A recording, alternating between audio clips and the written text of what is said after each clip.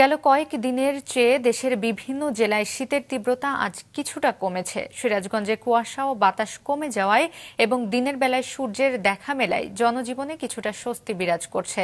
চুয়াডাঙ্গায় সর্বনিম্ন তাপমাত্রা আজ রেকর্ড করা হয়েছে 13.3 ডিগ্রি সেলসিয়াস, যা গেল কয়েকদিন ধরে 9 থেকে 12 ডিগ্রি সেলসিয়াসের মধ্যে ওঠানামা করছিল।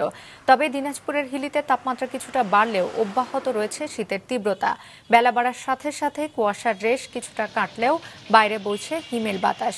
কয়েকদিনের শীতে ঠান্ডাজনিত রোগের চাপ বেড়েছে রাজবাড়ীর হাসপাতালগুলোতে। বেড না পেয়ে মেঝে ও বারান্দায় চিকিৎসা নিচ্ছেন অনেকে। সেবা দিতে বেগ পেতে হচ্ছে চিকিৎসকদের।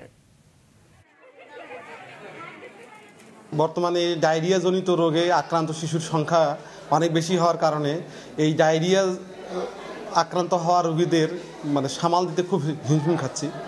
তো এখন এই ডায়রিয়া যাতে না হয় সেজন্য যেটা করতে হবে সেটা হলো যে বাচ্চাদেরকে গরম পানি বা পরিষ্কার পানি, ফুটানো ঠান্ডা পানি খাওয়ানো ভালো এবং বাচ্চাদেরকে বাসা থেকে বের না করা।